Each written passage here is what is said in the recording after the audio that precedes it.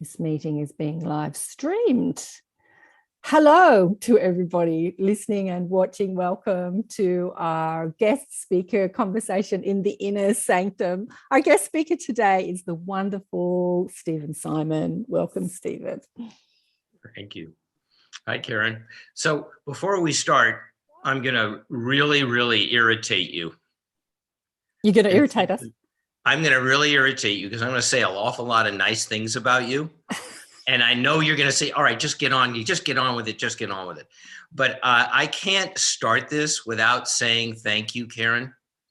I have come to start calling Karen Obi-Wan because Karen was the very first person, and I mean the very first person in the world to ask me to do an interview for our book. Oh. And the very first interview that I ever did was with you. And then you also got me in touch with so many other wonderful people like Karina and so many other people who I've been able to do interviews with. That has certainly helped get some visibility for our book. And you've also been incredibly supportive and tremendously loving. And it's been very important to me to have this relationship with you, Karen. So I want to thank you from the bottom of my heart, because without you, this would look very, very different right now. So thank you. Oh, you're going to make me cry. Thank you, honey one. Look, you know, when we had our conversation for the show, I call them conversations because even though I'm full of questions and I do interview people, I like to converse. You know, some people damn me for that and they say, stop speaking and let your speaker speak. But I'm like, you know, I'm not the classic interviewer where I thrust a microphone in someone's and just fire questions and let you speak. I like to converse. But you were a little bit guarded, I remember, when we had our conversation. And as I've watched you on all the other shows, you've been opening up even more and more and more and more. But you're coming out of grief. And I think the best thing to overcome any negative thought forms or negative beliefs or grief or whatever you want to call it is to reach out and help others. And by putting you on all those other podcast shows, I was sort of doing that deliberately. Well, you know, listen, when we first did ours, that was the first time I had spoken about any of this publicly. And so it was brand new ground for me. Yeah. And a very vulnerable feeling at that. And I was feeling out what I really wanted to talk about, what I should talk about, et cetera. And, you know, certainly over the last few months, that has become a lot easier. And I think what I'd like to do today, because this is a small group, is that I don't want to do a lot of talking at you. What I'd really like to do is find out where your interests lie in the things that we can discuss and kind of do that, and also hope that you will hope you'll cooperate, hope you'll participate in bringing up things that you might want to know more about. And so what I'd like to do now, I'm not seeing a lot of photos, so this will not work as well as I might have liked it to be, but I'd like to ask you some questions before we start so I kind of get an idea. I do not for the life of me remember what you and I discussed, Karen, when we first did this several months ago. So I don't know how much you guys have heard. How many of you have heard my interview or seen it with Karen? Okay, only a few. All right. How many of you have seen the film Somewhere in Time? No, a couple of no's. Okay. No. Really, Shirley? Shirley hasn't seen it? Wow. How many of you have seen What Dreams May Come? Yeah. Ah, interesting. So that's very interesting. Okay, very good. Because there are some things that you know, we can go into about that. How many of you have read our book? None yet. Okay. None yet. That's good. Well, all right. So that is obviously where we should start. All right. Well, let me read your bio first for people that don't know who you are for people that are listening on YouTube. I'm sure most people. Yeah, don't listen to her. It's all lies anyway. I made up a lot of stuff. None of it's true. Anyway, go ahead. I'm sorry. So some people know who you are, and some don't. You know, I got a lot of glowing emails. Well, a couple of glowing emails from people that were like so eager to meet you, and I invited them today, but they haven't come. I invited over 100 people to join us live on Zoom. So the handful that we've got today. So as I say, there might be a few others coming in. But in 1980, you produced the film Somewhere in Time with Christopher Reeves and Jane Seymour, Christopher Plummer. And in 98, you produced What Dreams May Come with Robin Williams and Cuba Gooding Jr. And on the 3rd of January in 2018, your beautiful wife, Lauren, suddenly left her body, exited the matrix, I like to say, in her sleep in the morning when she was only 54. 6 weeks later, Lauren began communicating with Stephen through the vortex of your heart. You say, I love the way you say that. And in October of 2018, together, you started writing the book, the self-published book, What Dreams Have Come, Loving Through the Veil. And we went into that story with Neil Donald Walsh about the name of it, but we can go over all that because it's so great. And you do say that on most podcasts. But you co-founded, and this is where I found you actually, Stephen, how many years ago? Probably about 12 years ago, the Spiritual Cinema Circle, which started in 2004 and ended in 2020, which was before, you know, we had downloadables that were sending out a DVD of uplifting or spiritual or, you know, better focused media, movies and media, because, I was really interested in watching more empowering media. It's a big desire of mine. Hence, I started the show to pump out more empowering messages or uplifting messages instead of all the fear-based drama and, you know, blow them up, chase them, kill them type stuff that we get in the media. So yeah, I was buying the Spiritual Cinema Circles, and some of the movies were wonderful and some of them were really bad. Hey, don't be shy. Just say what you think. Remember those nice things I said about you? Can I reconsider them now? Yeah, but you didn't make them. You were just, you know, sending them out. No, I hear you. I understand. Some of them. There was one this Australian spiritual teacher made, which was the worst one. And I think that you actually said the next week that you'd had a lot of complaints about it. Yeah, we did, you know, listen, when you send out 4 movies a month, so you're basically sending out 48 movies a year. Yeah. And exactly. we did that for 16 years. So we had over 700 films that we sent out, and not everybody loved every film. That is true. Yeah. You know, I watched a movie made by Darryl Anka, and most people know who Darryl Anka. His channels are himself in another dimension, in another time, called Bashar. But he's a movie producer. Do you know Darryl? Have you met Darryl? We have spoken, but I don't think I've ever met him. He made a film called Alienated, about sort of Alien and Guy. And anyway, and I watched it again last night. And what perplexed me more than anything is the quality. I guess it's a money thing, the quality of the movie, the quality of the acting, the quality of the sound, the quality of the music, all that stuff. And I kept thinking it must be a money thing to get it to the standard of our, you know, Hollywood movies that take hundreds of millions of dollars to make. I guess it's a money thing because it's a great topic, but, you know, these indie filmmakers just can't get that same quality, which I noticed with a lot of the Spiritual Cinema Circle movies. It's just the quality that we're used to when we're watching a Hollywood blockbuster, I suppose. But anyway. You know, listen, when you're talking about a Marvel movie, they spend $1 million a minute on their movies. Okay, $1 million a minute. So, when you have that kind of budget, you know, you can do that.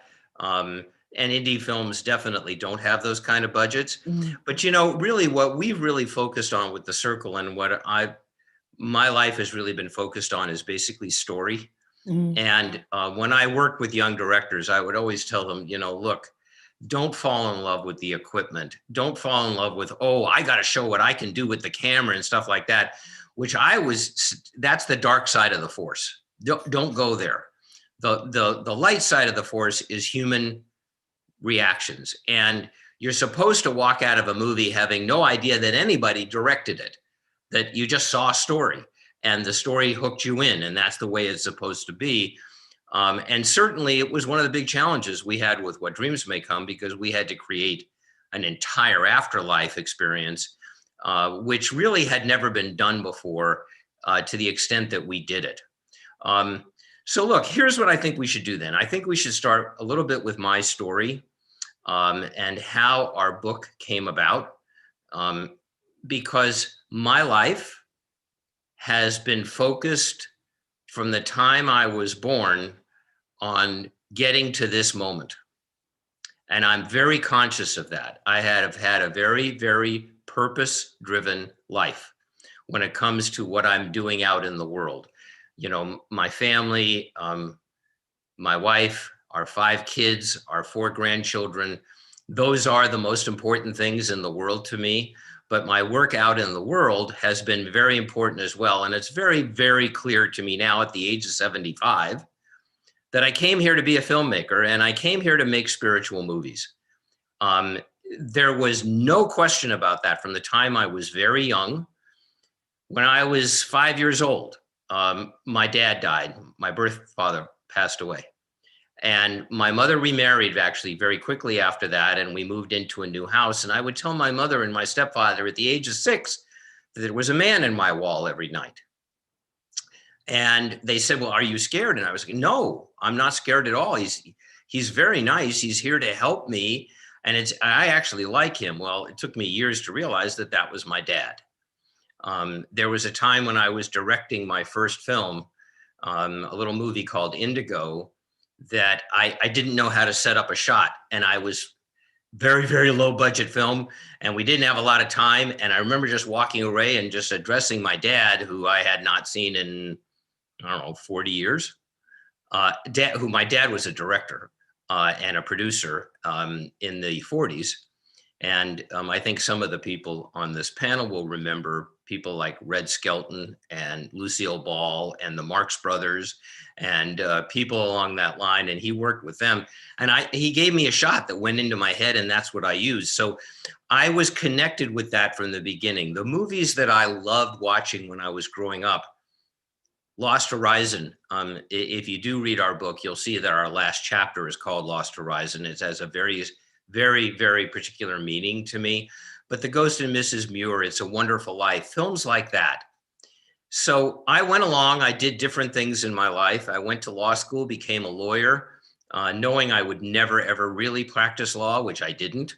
I went into a bookstore at one point in 1975, and I was handed a book by the clerk who knew the books that I liked. And it was a book called Bid Time Return by Richard Matheson. And Richard Matheson wrote a lot of the Twilight Zone episodes. He wrote An Incredible Shrinking Man, I Am Legend, an extraordinary writer of this kind of literature.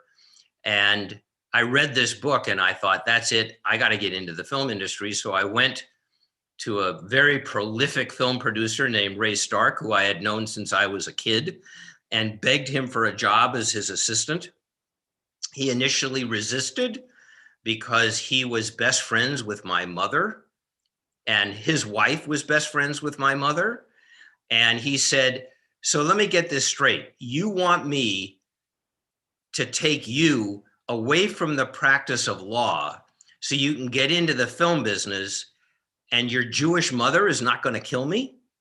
And I'm like, hey, Ray, you got to take a chance, pal. This is what we got. And I bugged him. He finally gave me a job.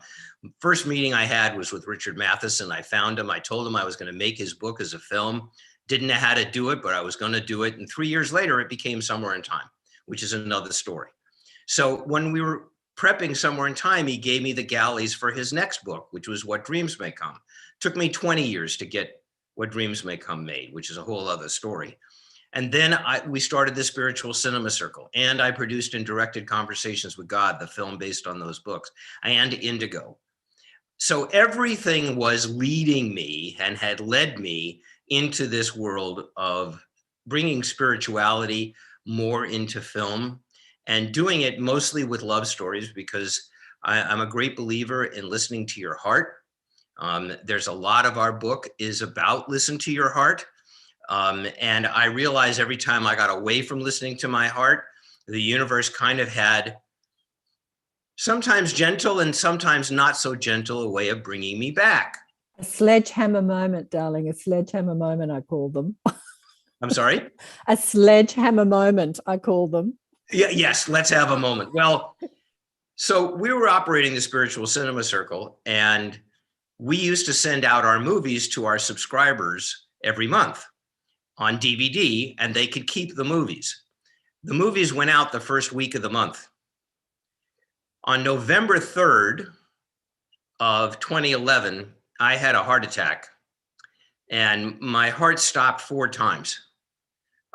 Once in the house, twice in the house, and I had to be revived by the paramedics, once in the ambulance, and once on the way into surgery. Surviving that, when you have a heart attack and your heart stops 4 times, you usually don't survive. About 1% of the people who have that survive. I survived that. It terrified my wife. And I'm going to talk about Lauren again in a minute. And it's now the morning of November 4th. And I remembered that we were sending out our movies from the Spiritual Cinema Circle that month. And then I remembered that the name of the feature was called Listen to Your Heart. So sometimes the universe takes a bit of a 2x4 response with me. You know, if you don't pay attention, you know, we're going to whack you on the back of the head, and then you are going to pay attention. So all of that led Lauren and myself to meeting each other. Lauren had had 2 very unsuccessful and difficult, challenging marriages before I met her. I had had 2 very difficult, challenging marriages before I met her. Neither one of us had any intention of ever getting married again under any circumstances for any reason. She had 2 kids. I had 3 kids. And there was no way that we should have met. She was born in San Francisco. I was born in LA. So I'm in Ashland, Oregon, and I get a phone call from somebody in Portland, outside of Portland, who owns a classic movie theater. And they were going to do a kind of a re-release of What Dreams May Come in their theater. And they wanted me to come and speak after it. And I didn't want to go. It was a long drive from Ashland up to Portland. I was cutting our first film. I didn't want to do it, but I felt like I had to do it. So I came up to Portland, stayed with a friend. Lauren was invited to this event by a friend of hers and had always loved Somewhere in Time and What Dreams May Come. And she decided she would go, but she turned around to go home twice before she actually got to the theater. She left her kids with a sitter. She wasn't really sure she should do it. She wound up parking in a place where her car got towed, which is a whole other story. So we're in the movie theater. It's 7:00 on the night of November 11th, 2003. Not, of course, that I remember specifically. And I'm in the theater and I see the profile of this woman. And I thought, okay, I need to go say hello. And she turned around, and this was a movie moment because we just stared at each other. I mean, we're this close to each other, and we just stared at each other's eyes. Now, for both of us, it felt like it was a couple of minutes. It was probably no more than 10 or 15 seconds.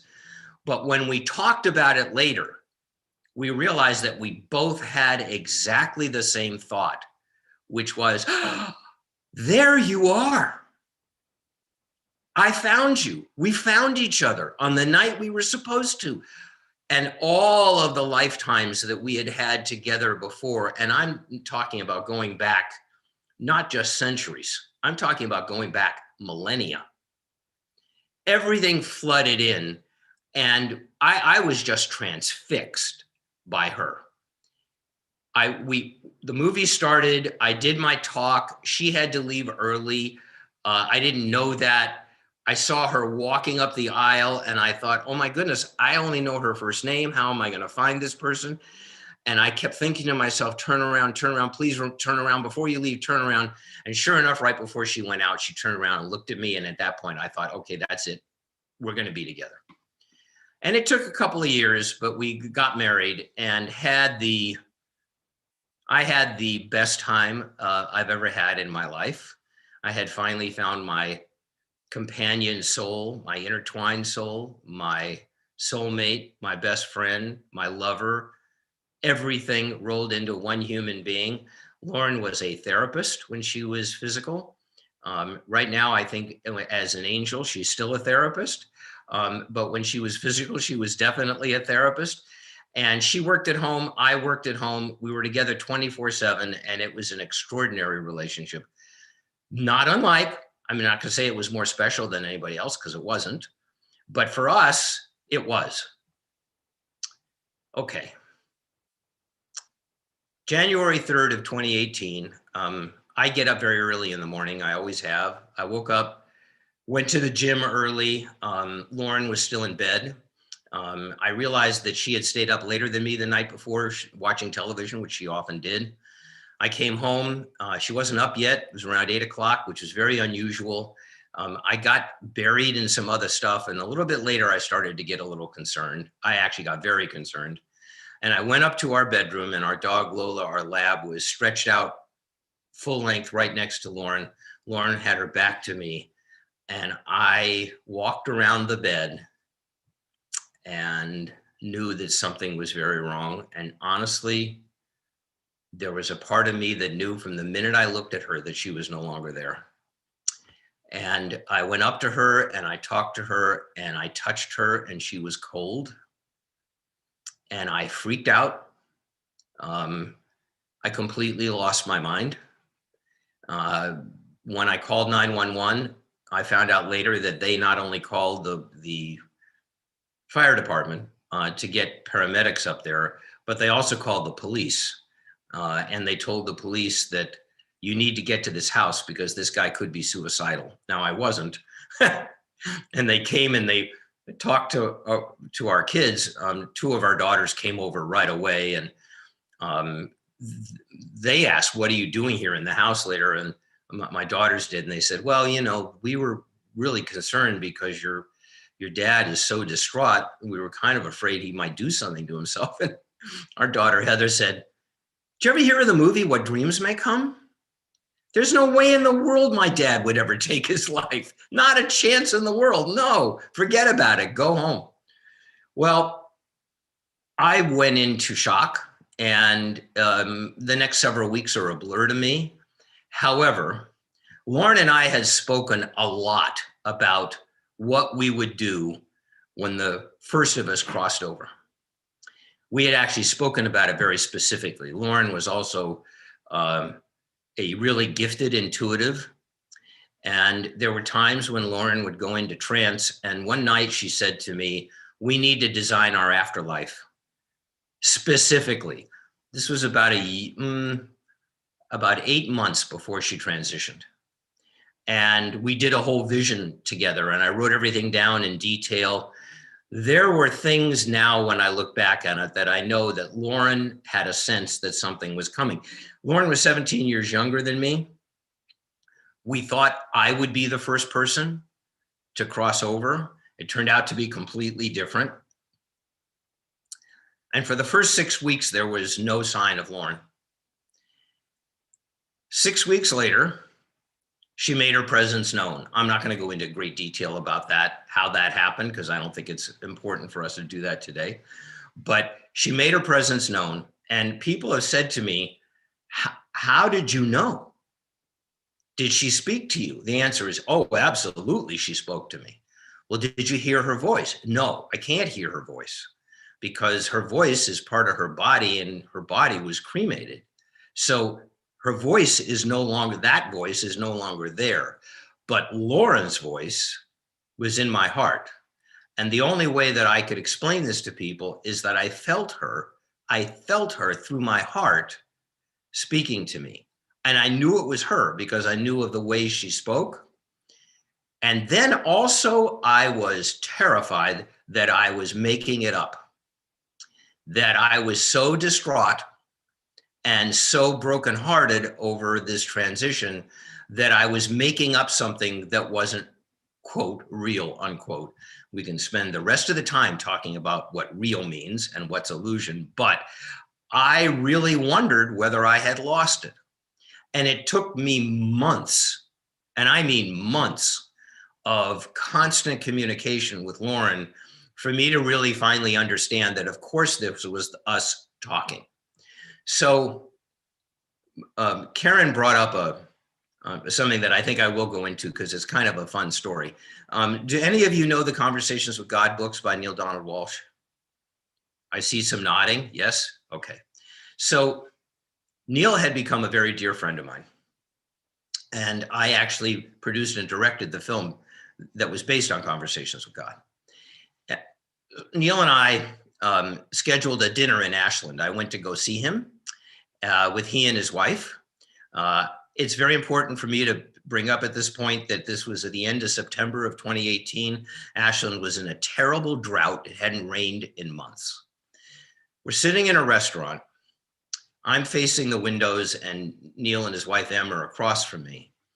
And of course we start talking and he said, you know, how are you doing? And I said, well, it's weird, Neale, but I'm making a lot of notes on this thing. I've got yellow pads upon yellow pads upon yellow pads, at which point he started to laugh because when he started writing Conversations with God, he started making notes on yellow pads from the conversations that he was having. And I said, you know, Neale, I have a feeling maybe this should be a book. At that point, there is a giant lightning strike outside the restaurant. Thunder, lightning, and I was startled. They were startled. Everyone in the restaurant looked around. The last thing we expected, there had been no rain, was thunder and lightning. So Neale, picking up on that right away, he said, and I know what the title should be, Another Lightning Strike. And I said, what? And he said, you should call it What Dreams Have Come. Another lightning strike. I said to him, by that time we realized we weren't in Kansas anymore. And I said to him, well, you know what? Now I'm getting the feeling this is a book that Lauren and I need to write together. Another lightning strike. So we had at least 4. That was, there was a point when Neale got me to write my first book, The Force Is With You, about spiritual movies, which I wrote almost 20 years ago. And Neale was the one that kind of forced me into writing the book, and I didn't want to, and there was all kinds of things going on about it. And finally, Neale said, Stephen, you're going to write the damn book. You want to argue with my source? And I'm like, okay, Neale, I won't do that. Thank you very much. I'll write the book. And it was the same thing with this. And I couldn't wait to get someplace where I was quiet, where I could be quiet and communicate with Lauren, because we were communicating a lot at that point. And Lauren said to me, honey, those lightning strikes were not me. I can't do that. That's not within I can't do that. But it was there to tell you that this is what we need to do now. So let's get at it. And then we wrote this book together. And if you do ever read the book, you'll see that her dialogue is in a very different font than everything else in the book. And, you know, as I would go back and change things in the book, I never changed a word that she said because I just didn't feel that I should.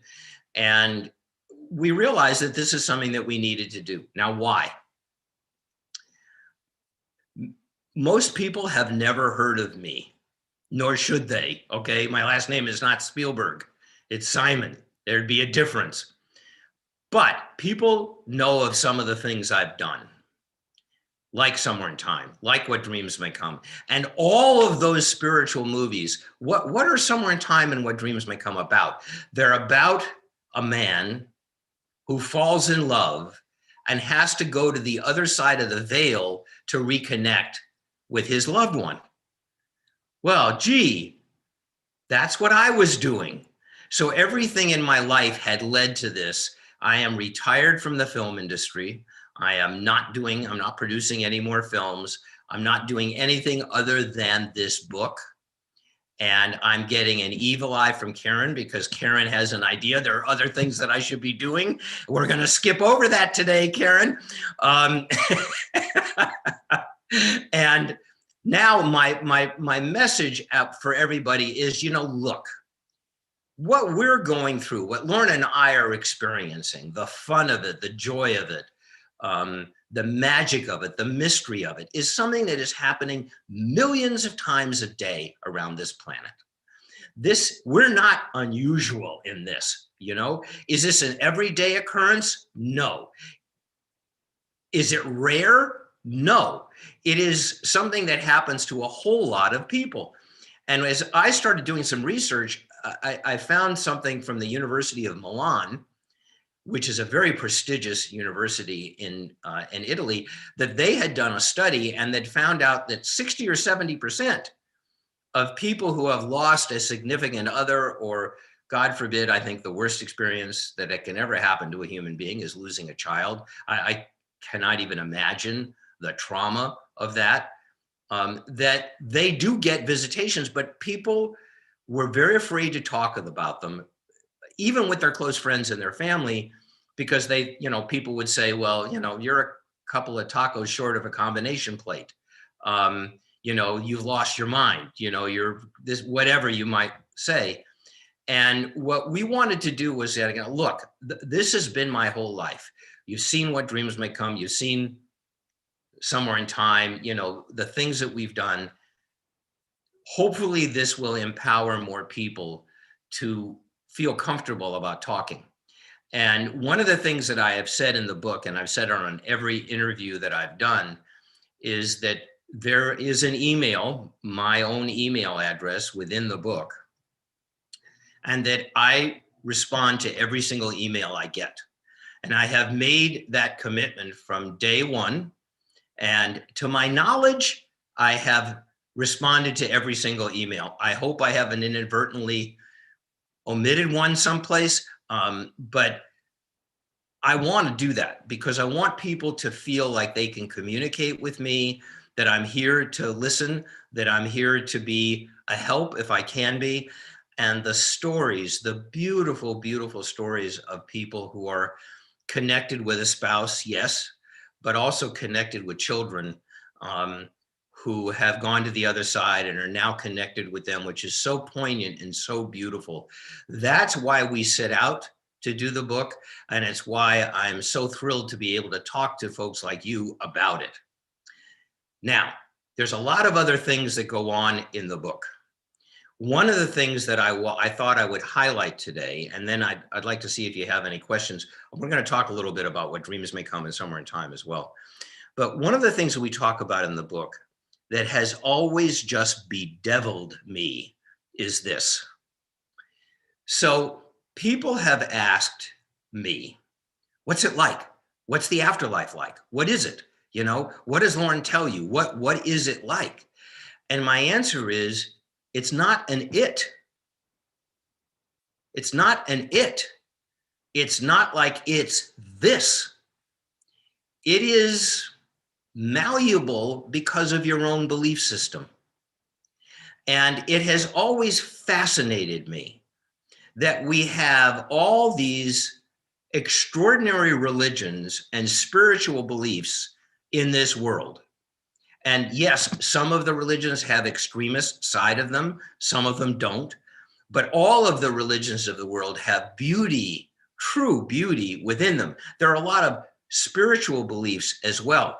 So we have this enormous potpourri of spiritual beliefs. And when we get to the other side, it's only indicative of one. That if you don't happen to have had that belief system during your life, then you're going to be in a completely different place, experiencing something or maybe experiencing nothing. I don't get that. So when people say, what is it like? It's like, we know what our experience is.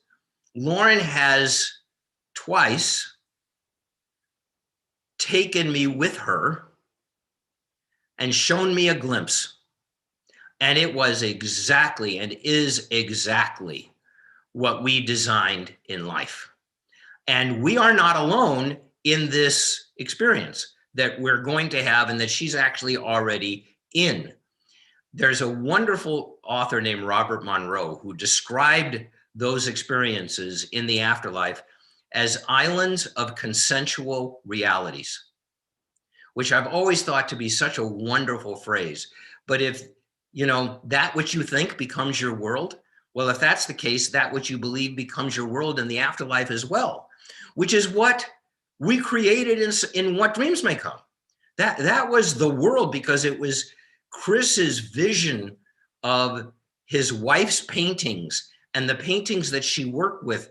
And it's why he went into a world of wet paint when he crossed over. And we'll talk, as I said, again, we'll talk about dreams a little bit more in detail.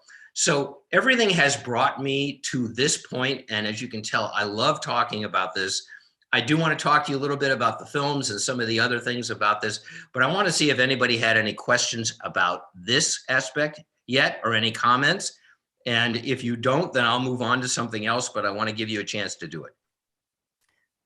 I've got questions. I've just asked people if they've got any questions. Everyone but Karen.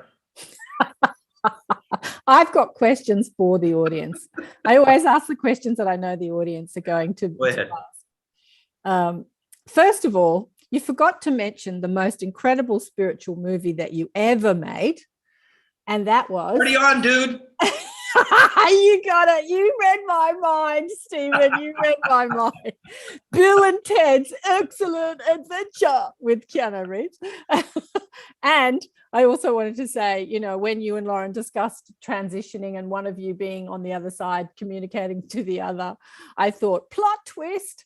Anyway, that's just my humor. Well, we've had those discussions, and it's very obvious to both of us that we planned this lifetime for a lot of different reasons. We only got 11 and a half years together physically, being together in this lifetime, which was a very short period of time. It wasn't, we thought it would be, at least hoped it would be longer.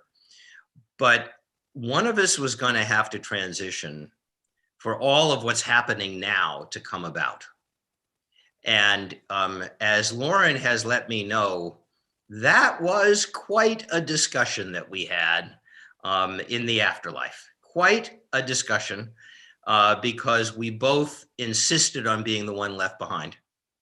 Right. Because we knew it was going to be really challenging. And Lauren said, honey, it didn't happen a lot while I was physical, but this is the one time I let you win on the other side. And I said, yeah, I know. And I'm very grateful for it, because I'm glad that I'm the one that's being here going through this. And she's safe and happy and having a great time on the other side, and has a lot of fun with me about it. I mean, it's in the book, but I always remember there was one day I felt really crappy. It was fairly early on in all of this. And I was like, honey, she said, honey, how are you feeling? And I said, you know what, sweetie, I feel like shit and I look worse. And she said, well, I look great. And I'm I know. You can create your own reality. So what do I want to look? Maybe 30, Well, you know what? That was one of the things when she was in trance and we were designing this life, she said, what age do you want to be? Uh-huh. And we picked certain ages and things like that. When Lauren is with me, there are two signs that I know she's here. I'm not going to tell you what they are. Okay. This was let me get in there, Stephen. This is the question I wanted to ask for people. So a conversation I have with many people when seeking their ability to communicate with another dimension. How did you know, as a grieving husband, how did you know that it was her and not your imagination? Like what was the distinction? I guess you're going to go into it. And there are a couple of questions here. Okay.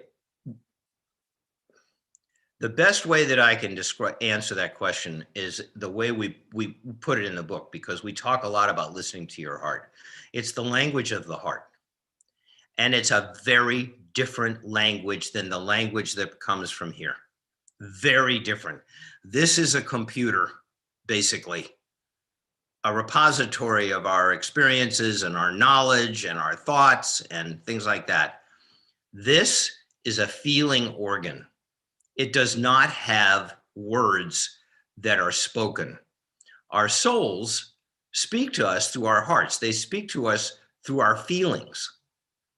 So it's very difficult to describe this. You know, when people say, I'm having this feeling, but I just can't describe it. Of course you can't, because there's no word for it. It isn't a word, it's a feeling. So after a while, I just knew it was her. Now, I've been asked this question, and I'm going to be very specific about this. Can I 1000% guarantee to myself or to any of you that the experience I'm having is, quote, real, unquote? No, I can't.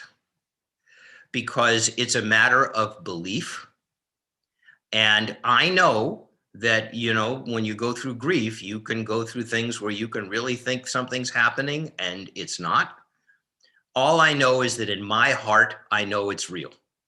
And I've had it confirmed to me by enough people who are dear friends, like Karen, and a very close friend of mine who is a world famous medium, that this is of course real. And you guys this is part of your journey, which is to communicate to other people who are having this experience. Your experience is real too. Now, why?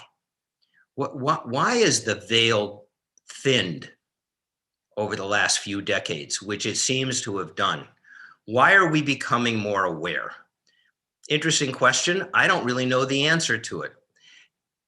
Do you remember all the spiritually oriented books that came out in the 80s and 90s that were gigantic successes? Conversations with God, the Celestine Prophecy. It was a little bit later than that, but What the Bleep was a very popular film. How many books in the last 15, maybe even 20 years, like Conversations with God or Celestine or any of those books, or Deepak's books, how many of those have been published becoming successful? Answer: zero. When I say successful, I mean like worldwide successes. Why? Because the information's out there now. You know, we have all the information that we need. Now it's a question of feeling. And if you do trust your heart, you can have this communication. And I will tell you, it is unbelievably comforting. And I do know that when the time comes that I do cross over, and I have no idea when that is, and would be terrified to find out before it happened because I don't want to know. I know that Lauren will be there with her proverbial nose pressed up right against that veil so that she can be right there when I come through. And it's a very comforting feeling, which I hope those of you who do have relationships, those of you who have a loved one on the other side, will trust yourselves when it comes to this. And also there are people that can help. You know, there's a Facebook group called Love Afterlife, which is totally, and it's a membership only one. It's run by a wonderful man named William Murray. Only for people who have lost their loved ones, lost in quotes, whose loved ones have transitioned to the other side, who have absolutely no interest ever about being with anybody else. They have met the one, and that conversation is only going to be between the two of you until you're back together again. A month or two ago, I think he had like 400 people. Now he's got like 1,200. And when you read the comments, you know that there are people all over the world that are having this experience. And I want to make it less mysterious and more accessible for as many people as I can, because I can tell you how comforting it is. Absolutely. Absolutely. Less mysterious, less woo-woo, and more normal. More Yes. normal. It is normal. And I say this all the time when speaking about psychic ability. It is absolutely, we are all operating. I read this when I was in my 20s in the Seth books. Seth said, remember the Seth books, Jane Roberts channeled in the 60s? Do you remember Sure, those? yeah. Yeah. So Seth said in the book, all of you, all of humanity is operating telepathically all the time. You couldn't drive on your roads if you were not. The only thing is that you're not aware of it. You know, you're not aware of those. And this is the same with communication from spirit or loved ones that you said, you know, many people, not everybody. I believe everybody is being communicated with. It's like Neil said, or God said in the Conversation with God books, or I think it was Neil when interviewers would say, what makes you think you're so special that God's talking to you? And he said, well, God talks to everyone. It's not about who God's talking to, it's who's listening. Like, who is listening? And that's the same with spirit. Like, who is listening? And when they do get those, you know, lights flickering and synchronicities and feathers and chills and thoughts and images, people dismiss it as my imagination, I'm making it up, it's not really happening. And so that's what's going on a global scale. But when you say all the information is out there, this is what I feel really strong message for this year, Stephen. The information's there. Now it's time to live it. It's time to put down the books and actually live what we understand as our truth. Yeah. Totally agree, because there are so many, and you know, look, I was like this at one point, and all of us who have been on a spiritual path, you get to a point where you think, if I just do one more seminar, yeah, you know, if I just read one more book, if I go to just one, you know, then it'll all, and the answer is eventually that doesn't wind up being the case. And eventually you've got to live your truth. Yeah. And be able to go out into the world and know that it's real and embrace it and help other people have that as well. And I think, you know, we talk about this a little bit in the book, and it's a little far afield for today, so we won't go into as much detail about it. But there's also a big question today. You know, the biggest field of study in quantum physics for the last 10 years is this world that we walk around in, quote, the real world, or right. Is it the illusion? Right.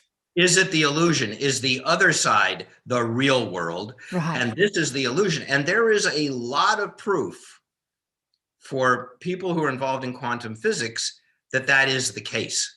You know, if you meet somebody, you know, it was really fascinating. At one point, Lauren and I had gone to Mendocino, California, which is a wonderful, wonderful beach community in Northern California. Very small, and we were in a very small bookstore. It was right after my first book had come out, a few months.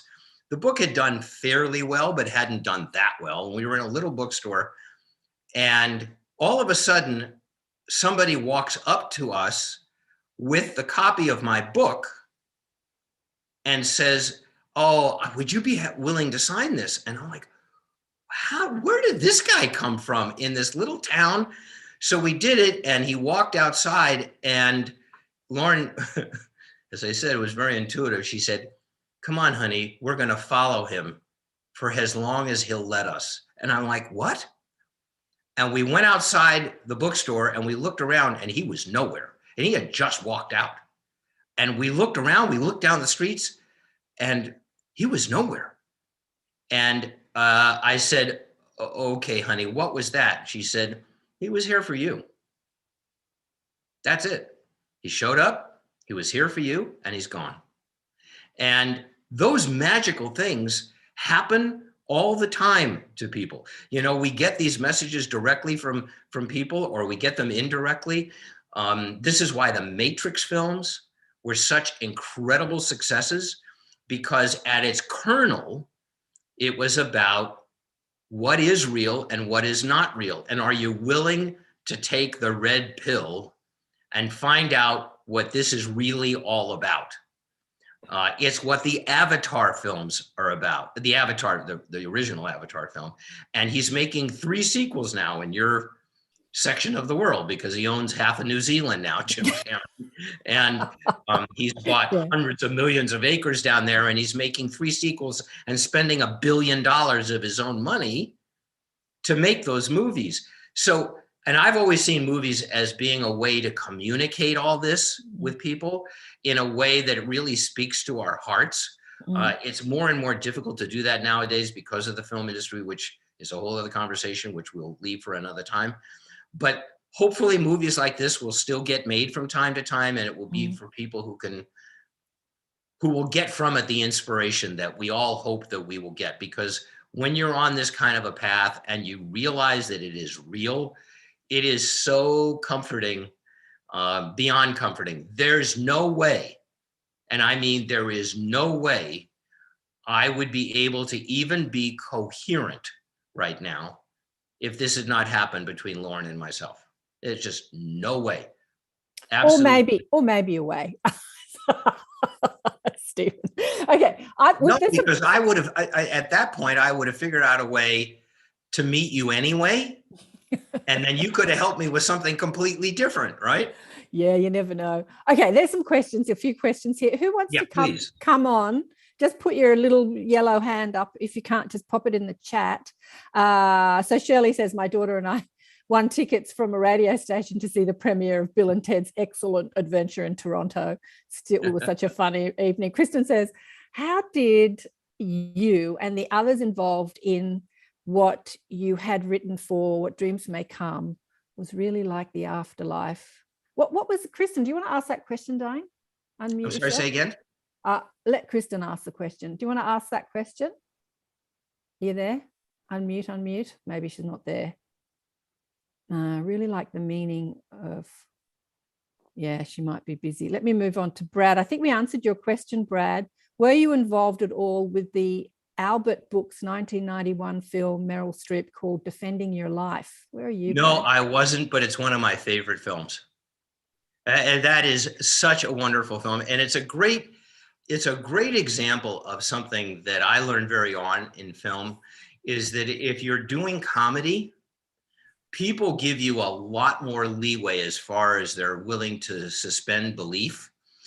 When I first got my job with Ray Stark in the beginning, he was developing a remake of a movie that had been made in the 1940s called Mr. Peabody and the Mermaid, which is about a man who had found a mermaid, put her in the pond behind his house, and had fallen in love with her. And he was developing a remake of that with Warren Beatty that was a drama and a love story. And Splash came out. And Ray and I went to see Splash. And when we left, he said, well, here's what we learned tonight. First of all, we're dropping the Beatty project. We can't do that anymore after this film. And the other thing is, Stephen, you can do a heck of a lot more in comedy than you can do in drama, because people will just give you more leeway. So one of the things that we've tried to do is, even in dreams, put in as much humor as we could, including the moment when Robin thinks he can fly and he's come into the afterlife and he's about to jump off a cliff and Cuba tries to stop him. And Robin says, no, I can fly. And he takes off.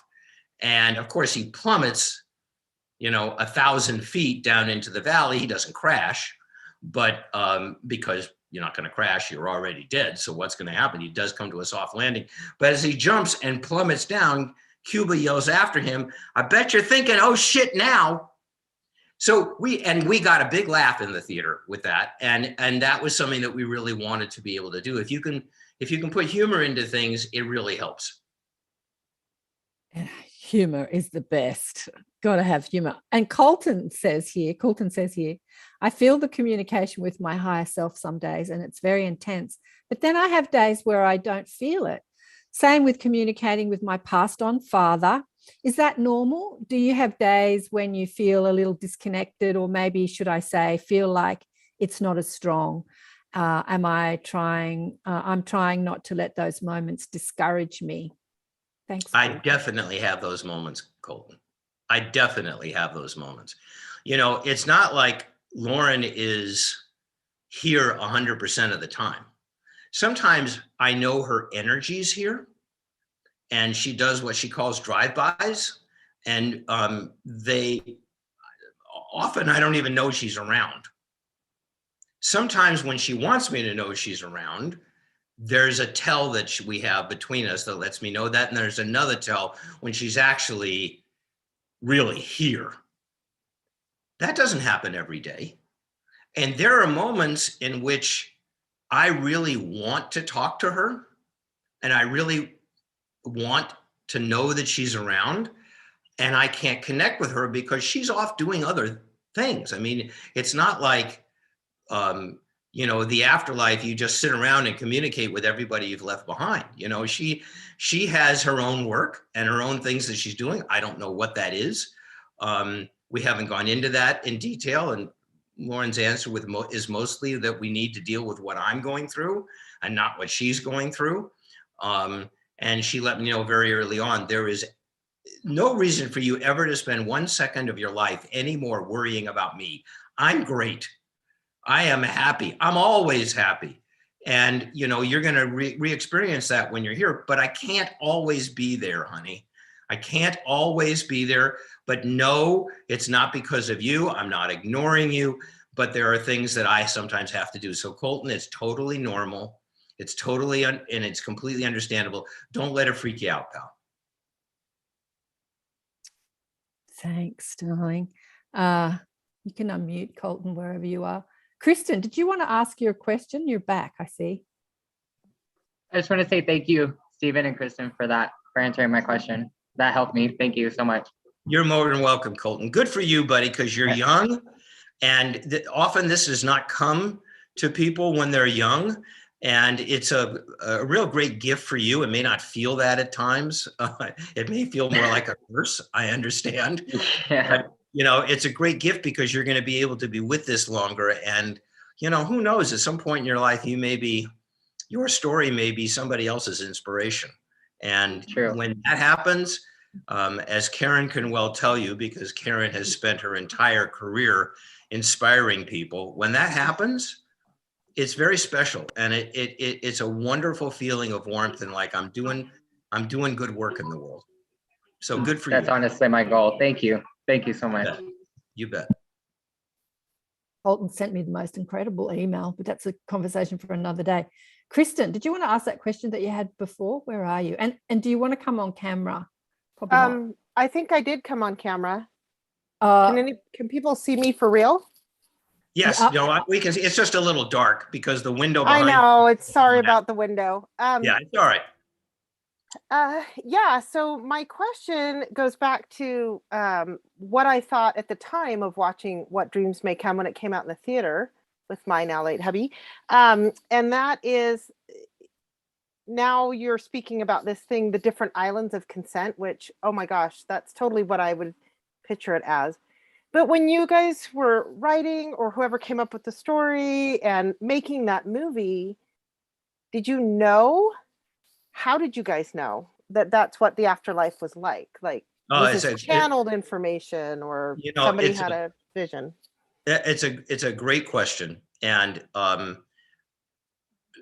What Dreams May Come was a novel first. So Richard Matheson wrote this novel that was very, very different from the film that we made. There were some things that we couldn't do, but Richard gave me a plaque that is still hanging up in this house that says, "That which you think becomes your world." And he had found that was exactly the experience with people who have an afterlife experience, that it is a reflection of the comfort that they felt. So in the book, Annie, the wife, is a caterer. She's not a painter. In the book, the children are both alive when Chris dies in a car accident, and then Annie takes her own life. And we knew from day one, we could not do that, because you can't create sympathy for a woman, a mother, who knowingly orphans her children to benefit herself. You just can't do that in a film. Actually, I'm glad you asked this question, Kristen, because there's a great story behind this about how this all happened. So we didn't know what to do about that. It's one of the reasons it took me 20 years to get What Dreams May Come made. I had the novel, but the novel had those issues in it that were very challenging, most particularly the suicide. So I got fired from an executive job in the film industry, and it was over a dispute that my boss had with a writer that we had hired. And the writer was a guy named Ron Bass, who had won the Academy Award for Rain Man and some other wonderful films. And Ron felt terrible that I had gotten fired over something that happened with him. And he said, all right, so I owe you one. What can I do? And I said, well, you can write the adaptation of What Dreams May Come. Because Ron was a very sought after screenwriter. And he was like, oh, no, Stephen, don't ask me to do that. First of all, I don't know how to do it. He had read the book because he was a friend of mine. And he said, no, so nobody is going to let us do that. It all takes place in the afterlife. There's no way we're going to get it done. And I said, Ron, that's what I want you to do. So he got a little huffy with me for a little bit and said, okay, I'll give you one pitch at one studio. Oh, this is wonderful and I'm going to get back to the visualizing in a minute. So we went to MGM to have this meeting. At that point, I'd been trying to get the film made for 16 years. And basically every executive in the industry knew I had been trying to get it done and I could never find the right director. And so we went in with Ron, and as we're driving there, I said to him, so you're going to have to come up with an answer about the suicide, Ron. What are you going to do? And he said, I am not going to come up with an answer. I have no idea what I'm going to do with that. And Stephen, we're not going to get into that kind of detail in this meeting, so don't worry about it. I have no clue. So, okay. So we're in the meeting. It's all going really well. Ron is doing his thing. And at one point, the head of the studio, Mike Marcus, said, this is really fascinating, Stephen. I know you've been wanting to do this for a long time. Ron, you're probably the only guy in the business that I would trust to do this. I just have to ask you one question. What are you going to do about the suicide? And David Ladd, one of the other executives, said, Stephen, literally all the blood drained out of your face. And you looked like a deer in the headlights. And I was thinking, oh boy, we're dead. So he asked the question, and without missing a beat, Ron says, oh, look, here's what we're going to do about the suicide. The kids are going to die before the movie even starts. Annie tried to commit suicide because of that. And it was only her love for Chris that kept her alive. When Chris dies, then she has no reason to stay around anymore. And then she does take her own life. But we can use the kids in the afterlife because they'll reunite with their kids in different situations, and the kids can look completely different like they did in life. That's what I'm going to do with the suicide. And I went, where the hell? Was he riffing? How did he been thinking about it, or was it in that moment? Well, this is what happened. So I sorry. Can't say anything. Mike said, that is what we needed. That's why you're the only guy that can do this. And he came up and went over and shook hands with me. And he said, Stephen, congratulations. It's been what? And I said, 16 years. He said, you finally have a deal. We're going to make the deal. So Ron and I walk out of the office. I look over at him, and this is his hands. He's literally vibrating. And I was about to say, what in the? He said, I don't know. I don't know where that came from. It came out of my mouth. I have no idea where that came from. We got to get out of here. We are leaving the studio. We're walking towards the elevator, and there's a huge waiting room for the executives. There's one guy sitting in the waiting room, waiting for a meeting with somebody else. And because I knew that Ron knew basically everybody, I said, who is that? And he looked over and he said, that's a director from New Zealand named Vincent Ward, who I'd never heard of. 2 years later, Vincent became the director of Dreams. Wow. Vincent did not know how to do the visuals either. And when I first offered him the film, he said, I want to do this so badly, I don't know how to do it, which is what Steven Spielberg had said, which is a great Aussie director who I know Karen knows of, Peter Weir had said. There were so many people that had said that. And I thought, oh, he's the perfect guy. So a week goes by, and then one day I get a very excited phone call from him. And he says, I figured it out. I know how to do it. So we got together and I said, what? And he said, here's the deal. Annie's not going to be a caterer. She's going to be a painter, and she's going to be a curator at a museum. And Chris and she love paintings. They have a lot of Annie's paintings in their house. They're oil paintings. That's what she curates at the museum, so that when Chris dies, he comes into a world of wet paint. Because part of the conceit and the vision of the book was that we see what we want to see. So that when we proceed into whatever our afterlife setting, it is going to be something that will be comforting for us. So he said, so Robin will be the only person that's, quote, real, and he'll interact with wet paint for a long time. That's what the afterlife will look like initially. And I'm like, that's the most brilliant thing I've ever heard. Can we do that? He said, of course we can do that. And I said, do you know how to do that? He said, of course not, but we'll figure it out. And we figured it out. So it's a long-winded answer to your question, Kristen, but it was really because the conceit of the book is we create what we believe we will see, what we want to see, and it will be comforting for us. No one else is going to have that experience because there isn't a space problem in the afterlife. Yeah. Okay? It's not like we're ever going to run out of space. Yeah. Yeah. There's plenty of room for everybody's visions and everybody's what they're dreaming of. And the vision that Lauren and I had that she is living of our afterlife is going to be completely different from yours and from Karen's and from Kevin's and from both Diane's. It's completely different from Lois and her husband. Everybody, it's completely different.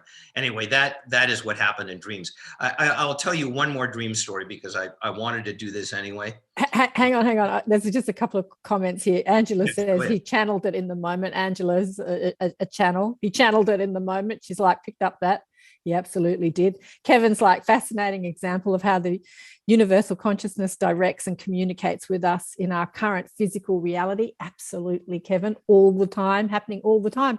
And this is the thing, these extraordinary things are happening to us all the time. And we're just like, where'd that come from?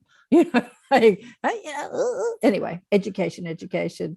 And there's a couple of questions here. I know you've got another dream story. So Brad wanted to know, do you communicate with Robin Williams? And Lois says the same thing. Who else has Stephen communicated with on the other side? Anyway, they're the questions. Okay. No, I have not had any communication from or with Robin. I have. And what was the other question? Oh, you have? Oh, yeah. Well, anyway, he likes you better than me. Robin wasn't all that fond of me, I'll tell you. We had a little bit of a difficult shoot, and to say that's putting it mildly. And Robin and I did butt heads a couple of times, but Robin is and was an incredible spirit. Is, and there's something to say about that. But anyway, go on. All right. So, Kristen, I know you've seen dreams. So I wanted to tell you one story about dreams. Okay. Do you remember when he gets into getting closer to Annie? He comes to a level in which he walks through kind of an endless field of upturned faces. You remember that? You're shaking very your head, well. Yes. Right? Yeah, it freaked you out, right? Yeah, a little bit. Yeah. Okay. Of course it did. So so the production designer who got nominated for an Academy Award for Dreams actually is busily designing all of these things with Vincent, our director, who's just a brilliant visionary guy. And so Eugenio Zanetti, our production designer, comes into my office one day with a bunch of things with him. And he says, have you seen the designs for that scene? And I said, no. And he said, well, you need to. And so he puts these designs on my desk, and it's all these faces in various types of agony looking up from the ground. And I'm like, what the hell is that? And he's like, that's what Vincent wants to do. And I'm like, no bleeping way. So I go into Vincent's office, I close the door, and I'm like, Vincent, this is a love story. This is going to scare the crap out of everybody. Why are you doing this? Is way too dark. No. Well, we got into it. And we started yelling at each other, which happened a lot. Vincent is a dear friend. We were then, we are now. It was never about personalities, but we're talking about big issues here. The afterlife, what it's like, what love is about, and things like that. So, and producers and directors often have different visions for what they should be doing. And we got after it. And we were yelling at each other. We found out later that all the other people in the production office went out in the parking lot because they felt so embarrassed because they didn't want to be around the producer and director. They thought we were going to kill each other. And finally, at one point, Vincent says to me, Stephen, this is a movie about a man who goes through hell to save his wife. He does not go through heck. And I started to laugh. And then he started to laugh. And then we're both rolling around on the floor, trying not to get sick to our stomachs with tears running down our face. And I lost the argument. And I admitted in the moment, I lost the argument. What's interesting about that scene, Kristen, is that when we previewed the film, when you do a preview of a film for an audience, they fill in a card at the end with all kinds of questions. Do you like this? Do you like, do you like that? Do you like this? Do you like that?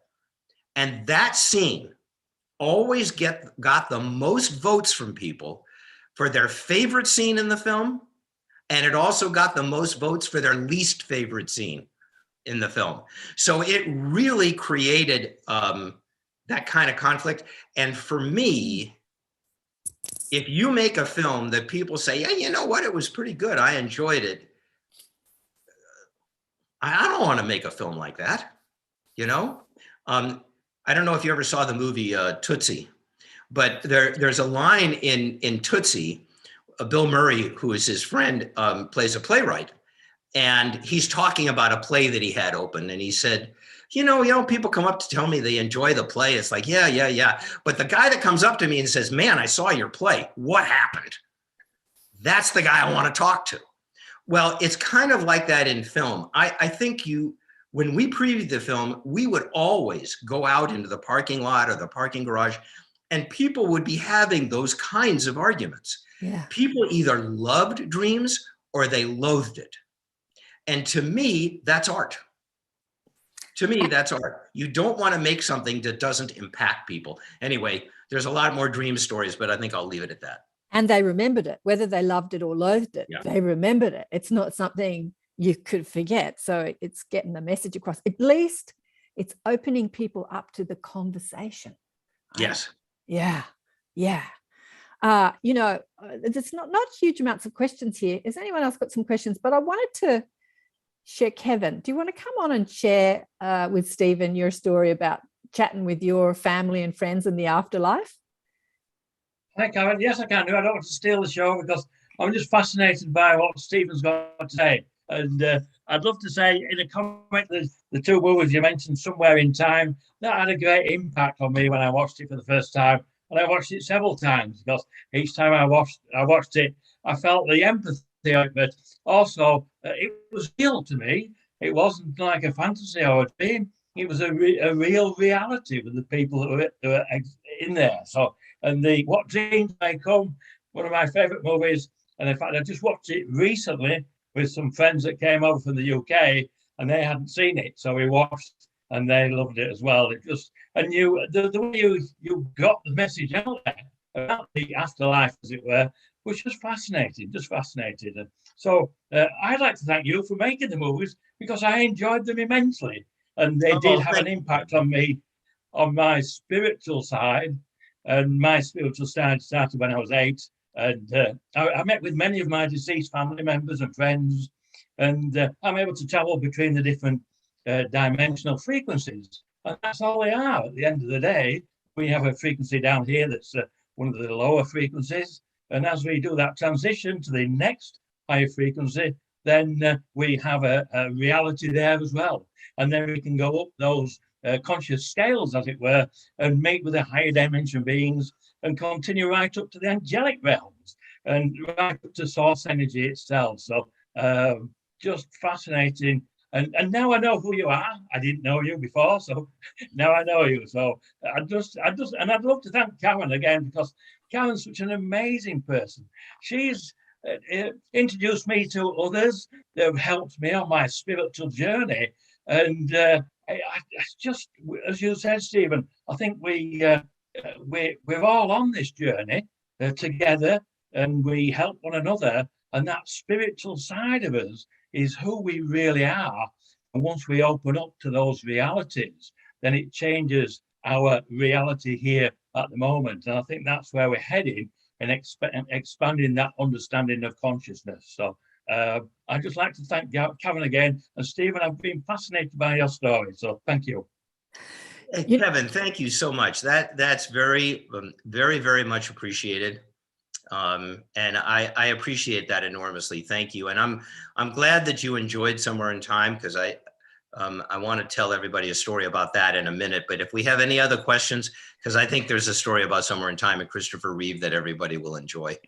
I've had Kevin on the show a few times sharing his story, and he's the only person I've ever spoken with who his guides take him. I think this happens to all of us, but when we come back into this dimension, we don't have the memory, which we call the veil, right? It's the forgetfulness, which is a consciousness thing more than a physical veil. It's our consciousness. But Kevin has the memory, and he's like on the other side with his dead relatives and having a lovely time and swimming in bliss and all this sort of stuff. And they're all saying, "It's so good to have you here, Kevin. It's so good. Why don't you stay here with us?" And he said, "No, I'm enjoying my physical. I'm not going to stay here with you guys. I'm going to go back and have my physical. And when I'm finished my physical, I'm not going to come see you anymore," he says to them. "When I'm finished my physical, then I'll come back and I'll hang out with you." Now, he is the only one I've ever had on the show, or in 25 years of showcasing New World teachers, he's the only one I've ever heard say that. "I'm really enjoying my physical. I'll see you when I die, see ya, bye." And he sort of doesn't go back. Hey, good on you, Kevin. Good on you. We are here to enjoy as best we can. Yeah. And I'm totally with you. I think that's wonderful. Yeah. Was there another question that we wanted to get to? Because I do want to tell you a story about Christopher Reeve and Somewhere in Time that I think will be fun. Okay. Well, let's do that. All right. So for those of you who haven't seen Somewhere in Time, it's a very old-fashioned love story. Very old-fashioned. It was created and shot as though it had been made in the 40s, in the 1940s. It is a deliriously romantic movie. Shamelessly pull back on that at all. It was a very unique book. And Stephen, say that again. Shamelessly, because you froze for a second. Shamelessly what? Romantic. Romantic. I know you're such a romantic. Really, totally upfront romantic love story. So I had made a film with Universal that our company, that I helped our company develop, that they made a lot of money out of Universal, called Smokey and the Bandit. It was the first film that I ever worked on, a Burt Reynolds film. And there was a director who had just come in to replace the director that had started the movie Jaws 2, that came in and actually saved the movie for Universal. Jeannot and I met just by accident, obviously not. And I asked Jeannot, "What do you want to do?" And he said, "I want to do an old-fashioned 1940s love story like, not I Dream of Jeannie. I can't remember. There was a film that was very much in this genre that he had wanted to make from the 1940s. And I said, "Oh, do I have a book for you?" So I gave him Somewhere in Time, which was called Bid Time Return at that time. We went to Universal. They gave us a development deal only because they felt like they needed to, because we had both made successful films for them. We both knew they had no intention of making the movie. This happens in the film industry. Deals are made out of relationships and things like that. So we developed the script as far as we can get it developed, and then the meeting takes place.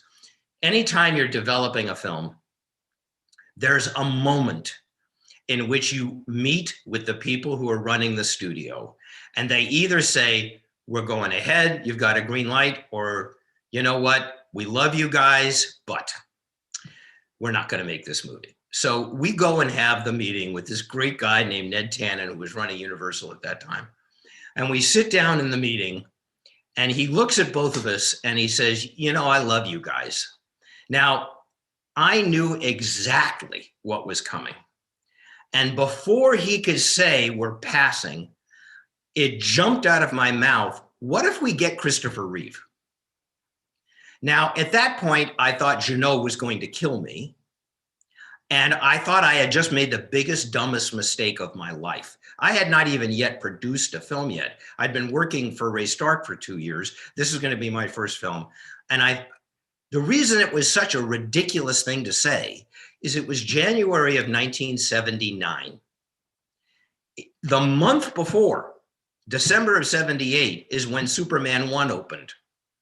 Chris overnight became the hottest actor in the world, and everybody wanted him. And I knew he was getting, now at that point, if you got paid $3 or $4 or $5 million for a film, it was an enormous salary. Today, Tom Cruise gets 25, 30 million. You know, the salaries are out of control. But I knew that they were asking as much money for Chris to star in a movie as we had for our whole budget. Our whole budget was $5 million. So as soon as it got out of my mouth, I wanted to backtrack. And I could see Ned thinking, and he said, you know what? You get Chris Reeve to be in this movie as his next movie after Superman, you've got a green light, go make your movie. And I was like, oh, wait a minute now, wait, we had other names on the list. And he was like, nope. And he says, Stephen, get Christopher Reeve. And I said, but Ned, what if we don't? And he looked at me, he said, don't come back. And I'm like, okay. So we walk out of the office. And again, I thought Jeannot was just going to kill me. He said, how could you do that to us? And I said, well, at least we're partially alive. And he said, what are you going to do? And I said, I'm going to call his agent. So I called his agent. His agent laughed at me and said, that little time travel thing you've got at Universal, I'm getting more money offered for Chris than your whole budget. No. And I said, it's your job to show him the script. He said, don't tell me what my job is. I'm not showing him the script. The answer is no, we pass, goodbye. And he hung up. So Jeannot says to me, now what are we going to do? And again, I had an angel on my shoulder. And I said, we're going to get a star map. Now, I have to tell you what that means. In Southern California, in West LA, when you drive along Sunset Boulevard, past all where the stars live, there are people out on corners selling maps to the stars' homes. Now, I was born in LA. I was born into the film industry. I lived there for 55 years.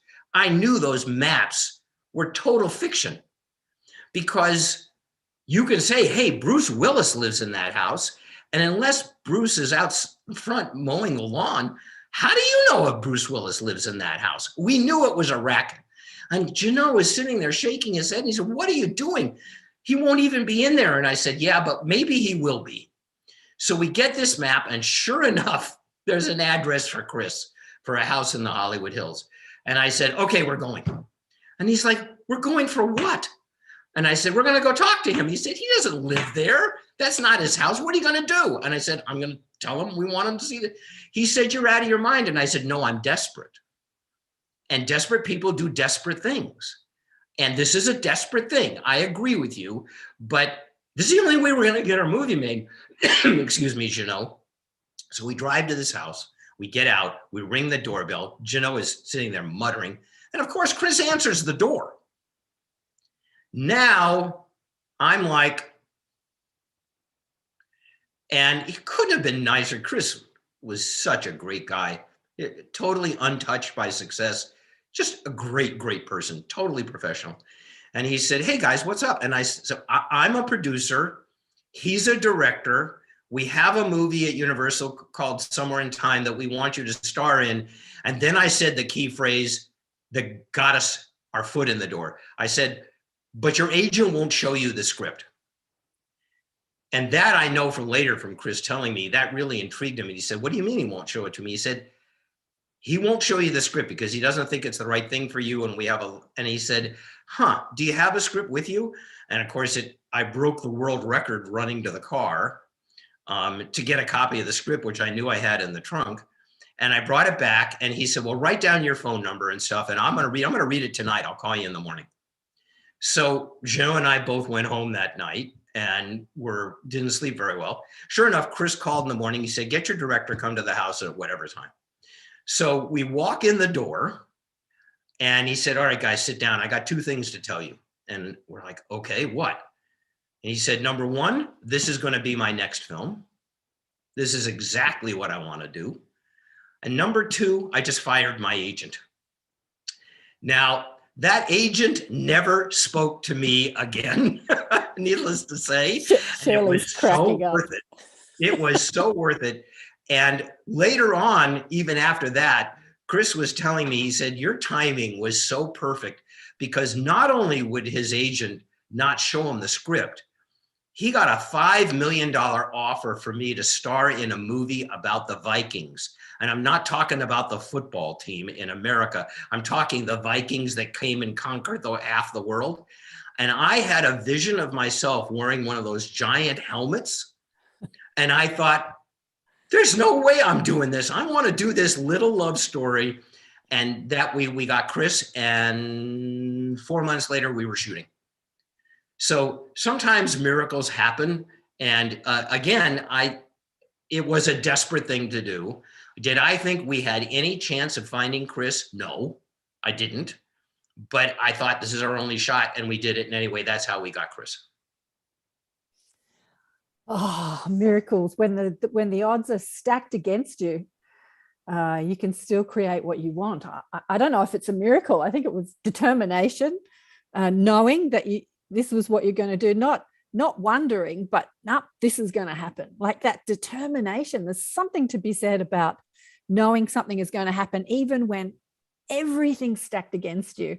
Like that's the way up, never give up, never give up, which is the theme of What Dreams May Come Later. I mean, that's a lot of what we said, and never give up, never give up, never give up. And it worked, it definitely worked. And, there were a lot of another amazing things that happened with Somewhere in Time. But with every film that takes a while to make, films that have a spiritual quality to them are very, very hard to get made. First of all, the philosophy is very contra to the lifestyle of executives who make these decisions. Right. Okay. Yeah. And that is the kindest way I can put it. It's hard to artistically communicate some of the spiritual concepts too. With What Dreams May Come, hearing you speak about the movie has given me and many people who are listening, I'm sure, so much more insight into the movie, because there was this trying to communicate what was happening in visual without actually saying, you create your own reality in this world and in the other world, without actually verbally saying it, trying to create it with a visual. I think that's difficult to portray. Oh, it's very difficult. And we realized that we were walking on hot coals throughout the entire film, because that film deals with so many very difficult subjects, not the least of which, perhaps the most volatile of which, is suicide. Yeah. And we were very aware that we did not want the audience to interpret our film as saying all people who commit suicide go to hell. Yeah, absolutely. Which we did not believe, which was not part of the message. But there were people we knew who would interpret it that way. Right. And we went out of our way, very specifically, when Cuba is explaining the rules to Robin in the Afterlife, to say, when she says, well, Annie has taken her own life and she's in a different place and you can't get there from here. And he was like, well, why would she do that? And why would you do that to her? Why would you make somebody be? And it's like, we don't do anything. It's her choice. This is the choice that she made for herself, for her next aspect of growth. This is not a rule. This is not something that everybody does. But still, I met a couple of very irate people later on after the film came out who were enraged at me for making a film that said all suicides go to hell, when we absolutely did not say that. So yeah, it was a high wire act the entire way through. Yeah, absolutely. And I think that Lois says the miracles is what's so much fun here on earth. That's right, Lois. I think I heard a interview with Christopher Reeve, because Christopher Reeve's life and his life story always fascinated me. Not only was he hot and I was madly in love with him back then, back in the day, but the fact that he had the accident and became a quadriplegic, and then he knew he could heal himself in some way, and he was looking into it scientifically, stem cell research, like his life. It fascinated me, and I watched a few interviews with him, and I remember him saying that after he did the Superman, he didn't want to be typecast. And so your film came along at that perfect moment when he was considering, now I'm going to be typecast as this superhero, and I'm going to be in like the equivalent of Marvel movies. And I don't want that, because I want a spectrum of experience in my acting career. And your film came along at just exactly at that right moment when he was contemplating that. So there was this beautiful synchronicity happening.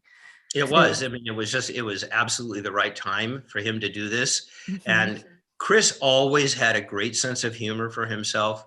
That also included after the accident.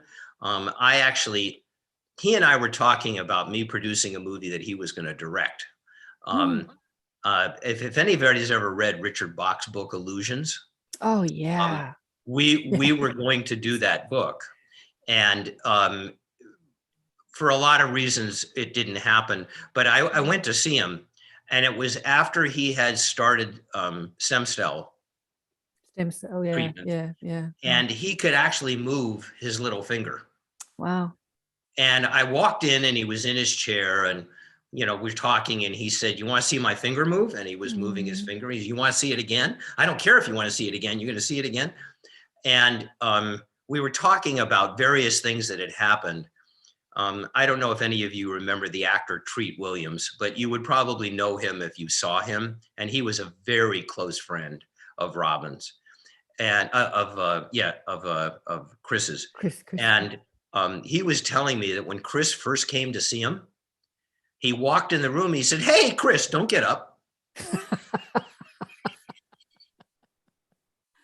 And Chris just had the biggest laugh about that, because he wanted, he wanted people to see it. He wanted people to see the positive side of things. And he was an amazing, amazing, amazing person. It's amazing. Yeah. And talking talk about two soulmates. Two soulmates who him and his wife. His wife transitioned less than a year after Chris did. She was a young woman. She had never smoked in her entire life, and she got lung cancer. Yeah. So it was obvious that was just something that was meant to be. And then we were all very relieved knowing that they would be together on the other side. Well, you talk about you and Lauren contracting or having a soul agreement to do the work that you're doing, the book, having the relationship and the relationship that you have now, as well as the physical relationship. That was very evident in Chris's relationship with his wife as well. As much as it looked like this dreadful tragedy, there was a spiritual agreement that they would do it together. They would, they'd create a message for the world. It would bring some awareness. It would bring some healing. So all these terrible things that happen in the world happen for very good reasons. Okay, Kristen says, I think the veils are thinning. Those films are becoming more acceptable by makers and viewers as time is going on. You reckon, Kristen? Say again?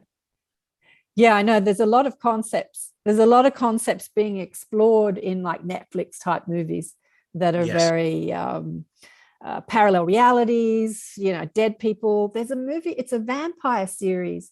And one of the key starring characters is a ghost. She falls down the stairs. Her husband actually has a fight with her and sort of pushes her down the stairs, and she dies. And she's in the house that a vampire and a werewolf move into. And so she's one of the characters, the ghost in the house. So there's a lot of these concepts being explored in the Netflix type things.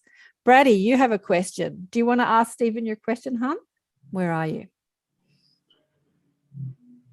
You want to come on camera? Yeah. Hi. I just wanted to know, you mentioned you were 75 and if you still feel as vital with your work as you did with the movies you've been talking about this evening, or today. And also, or do you feel like you're more transitioned into spiritual writing now? Yeah, I'm not sure I'm going to be writing something else again. I'm looking right at Karen. I'm not sure I'm going to be doing anything else but this for a while. Karen has a different opinion. Well, but I think you could do a podcast show like me and get, do what we're doing now, get questions from the audience, have audience participate, share your stories, take questions. What do you think, guys? Do you think that would be something Stephen should do this year? Did Karen just, I'm sorry, my entire thing just got muted. Did Karen just make a suggestion about something that I missed? Karen, you'll have to repeat that to me later at some point, because all of a sudden I lost all my sound. Oh, really? Are you not joking? Are you serious? You're joking. You're joking. No, I'm just ducking the issue. I know. But anyway, that's something you could do if you want. But I think that talking with people and hearing people's stories, share their stories about their afterlife communication, it's a huge topic in the podcasting spiritual world, let me tell you. It is. And I have to say that the communications that I'm having with people, some of which happen once, and then some people we've become friends, and the communication becomes more regular. And it's great fun for me to do that. And, I am definitely thinking about the podcast situation at some point, maybe this summer or in the fall, because I'd much rather do it than have you keep telling me I should do it. You could do it. No shoulds. You could do it. It's a possibility. It's a possibility. Kristen says, I know. I wish Richard Bach's books are ready. What are you saying here? I wish the Richard Bach books are ready to hit the screen now. I think the concepts are exactly what we need. I know that the fact that Illusions, one of my favorite books. I interviewed Richard Bach. I had him on the show because he's a recluse. Can I tell us? Sure. Well, can I tell a story? Can I tell a story about him? Please. So I'm on radio, and one of the people community radio, one of the women who had a show on radio, not specifically spiritual, or she hadn't had that conversation with me. I'm attempting to put spiritual messages out on mainstream radio. She's listened to the show and they're all scratching their head going, interesting show, Karen. They all think I'm kind of crazy. She said, one of my favorite authors is Richard Bach. And I said, me too. He's one of the first books I ever read. Love him. And she said, I have been trying to interview Richard Bach for years and I cannot find him, or I get blocked. And I just looked at her and I said, okay, let's do it. And she said, oh, you won't. You'll never get it done. And I said, no, let's do it. So I go on Facebook, my go-to place, right? I find his page. He's there. I message him on Facebook. And he answers me. He answers me skeptically. I tell him a little story about one of the books and synchronicities in his books. He comes right back to me. Actually, it's via email that I'm communicating with him. And we start up this relationship and a conversation, and he comes on. It was that easy. And here is, God, I've forgotten her name now, saying, how did you do that? And I said, I don't know, I just knew I could, really. And she's like, I've been reaching out to him for like 20 years. I've never been able to contact him. And the two of us, what was her name? Anyway, come back. The two of us interviewed him on radio. But what had happened is that he is very reclusive. But at one moment in his life, he thought, what's all this social media thing about? Maybe I should get on social media. So he created a page. He went on social media, and he had been there for literally weeks or a couple of months. It was a very short period in his very long life. And that was at the time I contacted him and we started conversing via email. And then after that, he spoke about near-death experiences, Stephen. He said that he had a wall of books on near-death experiences, right? 2 weeks after we spoke with him, he had his own near-death experience where he crashed his light plane and he went into a coma and he disappeared off the internet forever. So there was this very short window that I got in there and the two of us interviewed him. Isn't that amazing? Don't you love that, the way that works? And that's what, the book's about, a pilot. Right. Well, most of his books are about the pilot because he's absolutely obsessed with flying. In fact, he has a brilliant book about hypnosis that I loved. I can't remember the name of it. Oh, his books are amazing. I love his books. But I've emailed him over the years, because that was probably about 12 years ago or 10 years ago. And I said, are you ready to come and talk to me again? And he goes, not quite yet. So he's still alive and I'm still communicating with him. And I'd love to see his books turned into movies. Yeah, that movie is kind of hopelessly enmeshed now. Warner Brothers eventually bought the rights to it, and there was a very high profile director attached to it for a while, and they have a lot of money against it. They never quite figured out how to make it. Right. That is the kind of film that has to have one of the key people involved in the film, at least one, either the writer, the producer, or the director, preferably two. And if you have all three, then you have something special. Really need to believe in the story, that they believe the story is true, that they want to show this to the world because they feel and they live it in their hearts. You can't make a film like that, or like Dreams, or like Somewhere in Time, because people who are fans of that, who do believe that, know if you're being fake or if you're not. There's just an instinct that when you look at a film like that, you can tell within a few minutes, do the people who are really making this movie, do they really believe in this? Or just is thinking this might be cool, audiences might like this, and maybe I'll make a buck or two out of it. You can't make these kind of films unless you have that belief within you. And, we always have, now that I'm not doing that work anymore, there are movies that I wish I'd been able to do, and Illusion is certainly one of them. I had a business partner at one point. Our partnership broke up. We both took turns trying to do that film. He got farther with it than I did. But it eventually stopped happening for him as well. And maybe someday somebody will figure out a way to do that. And I hope they do, because that's a fantastic book. Let's put it out there. What you focus on, you create it. We don't have to actually do it, but we'll just see it being made. Kristen says, Shirley says, we're all ready to tune into your podcast, Stephen. And she says Kevin Briggs would be a good guest. Okay, so now, we have Kristen agrees. We have 4 adult daughters. Okay, I am used to being badgered by women. Okay, I've been badgering him. I'm used to being told what to do, and the truth is, I'm such a wuss. I usually listen. So the thing is, I'm probably going to do this. And I thank you all for it. Well, we'll be there to support you. We'll turn up, because here's the thing: when you start your own podcast, I've had many guests on my show who have had who have had near-death experience. Janet Tarantino, what was her name? Jeanette. Anyway, one of them I had on a couple of years ago. Now she's doing her own podcasts, talking about this subject, life after death and NDEs. And the last guest that I had on last week, who was fascinating, Claudia Edge. So she had an NDE in the 80s when she was giving birth. And then she kept it quiet and zipped it for 30 years, and then found IANS, have you spoken to IANS too, the institution? I have, yes. Yeah. So they're amazing in getting this conversation out there. They've been going for over 30 years.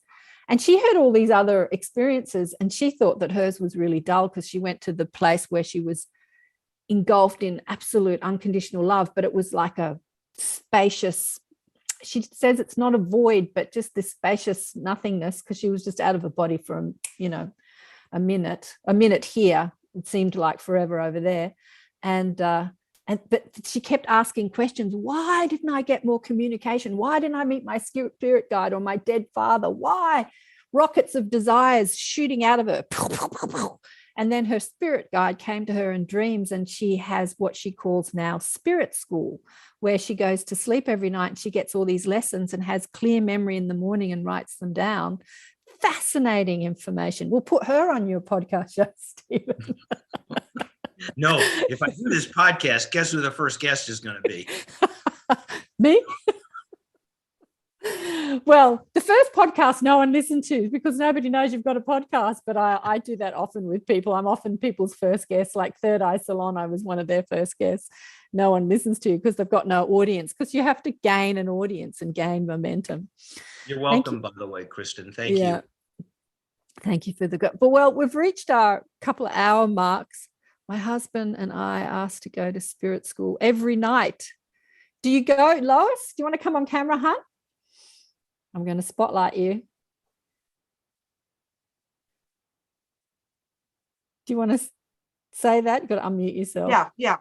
We're on mute. I have a gift with healing, and I work as a chiropractor, but I've kind of separated from the group, and but I just literally I believe in faith. I mean, faith is it, and if you believe you can do something, then you can do it, and if you believe that you cannot do it, then you cannot do it.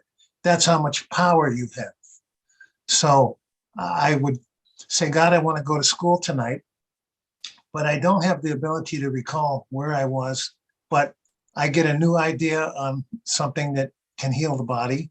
And as long as I follow through and don't just throw it away, it works every time.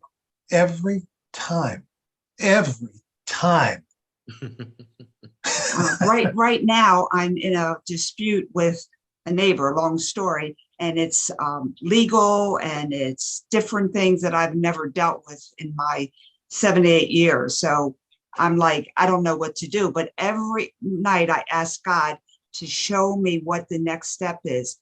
As soon as I wake up, I see a vision of a picture I'm supposed to show, or what I'm supposed to tell people, or what I should do next. Every day I'm given this next step, but I'm not given that step until I did the one previously. And it's worked out like a miracle.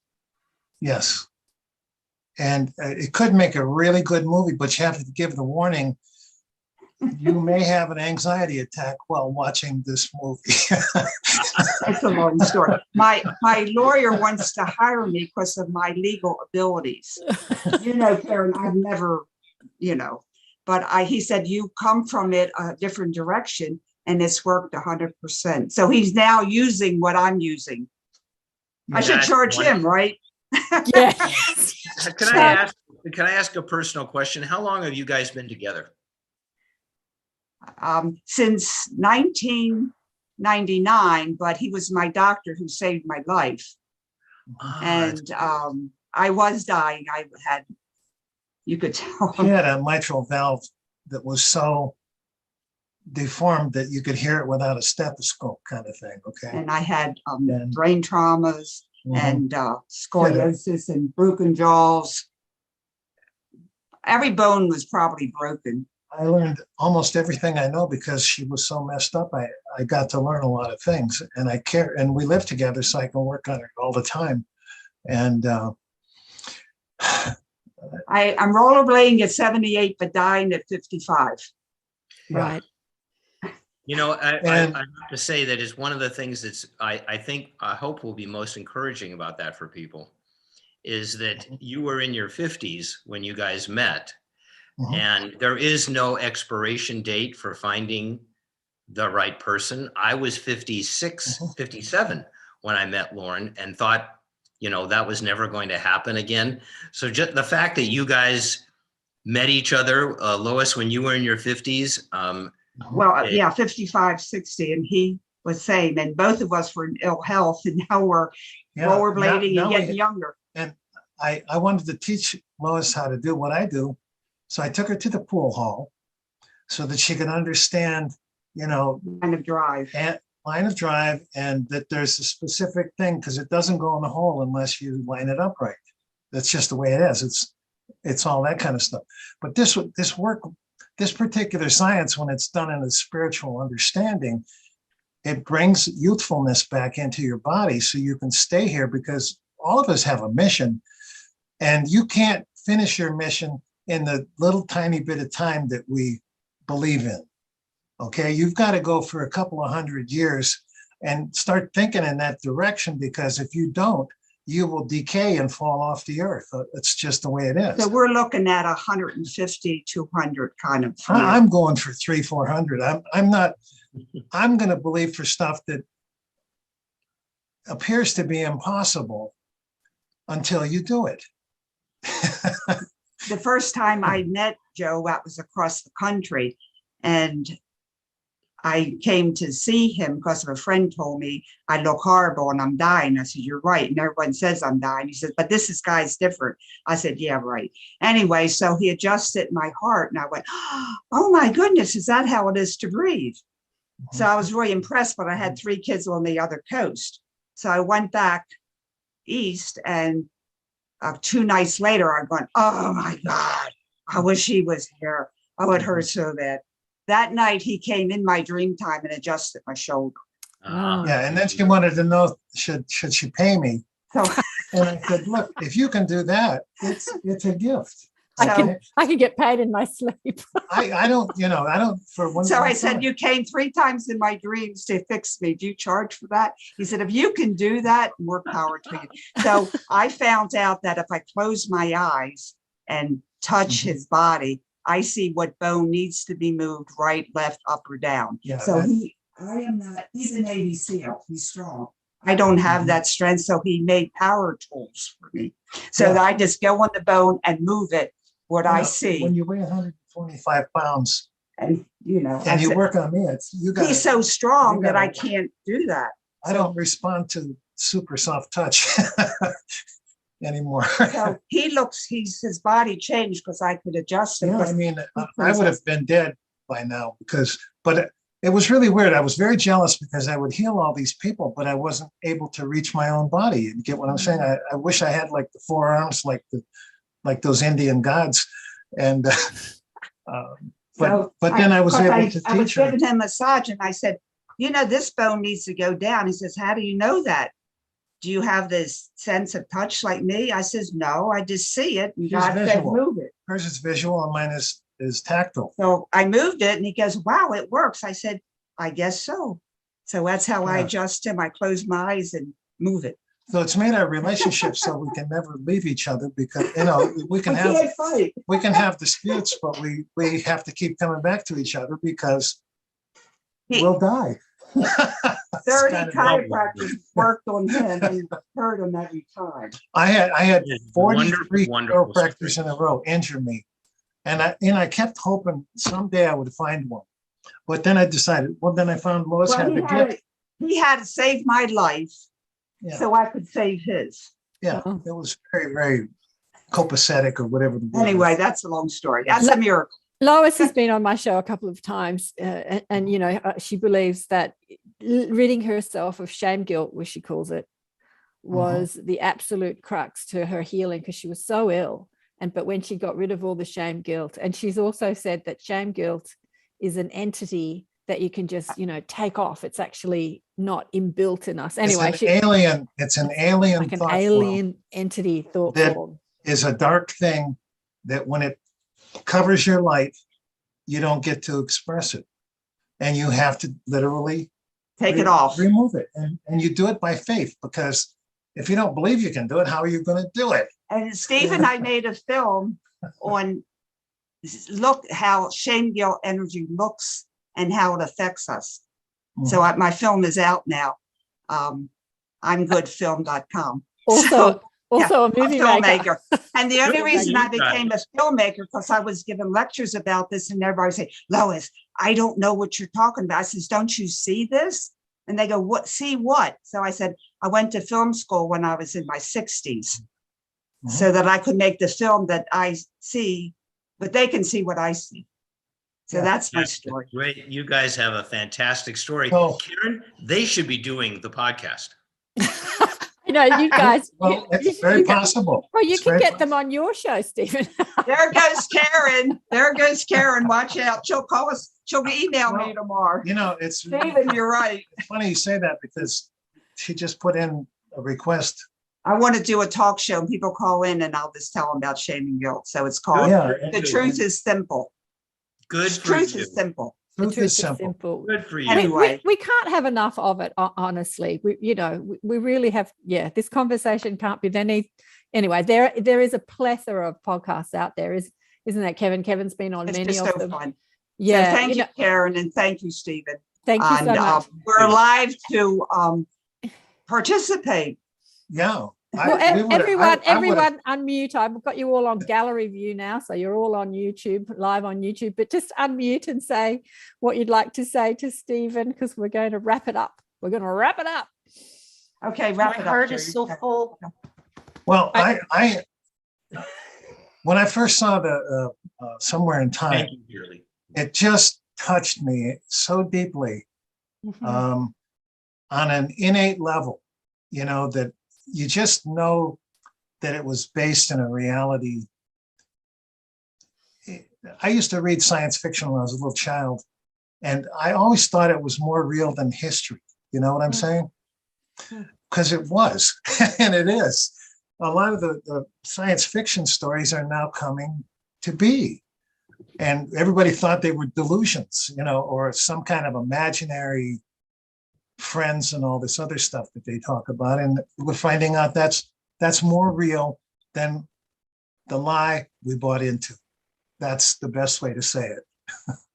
And I want to thank Stephen for marching on, because the film industry is the film industry. Transitioning. It's transitioning into the kind of thing.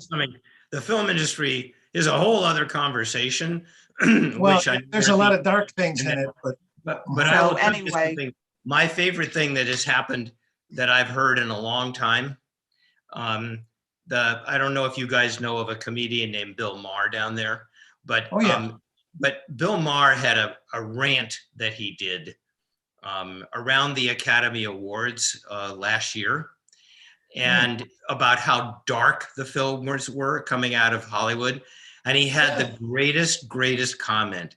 He said, "Do you think it's possible," he was talking to Hollywood, "that every once in a while you guys could make a movie that doesn't make me want to take a bath with a toaster?" Yes. I think that's a good note to end on. You told me when we had the conversation on ATP Media, you told me about Bill Maher, and I hadn't heard of him, but I looked him up afterwards, and I'm like, oh yeah, I've seen this guy, but I've been paying attention to him since then, and he has got a lot to say about the mainstream narrative. He's been really interesting. So he has definitely broken with his audience, his core audience. He has a lot of courage. Yeah. That is courage. Yeah, it is courage.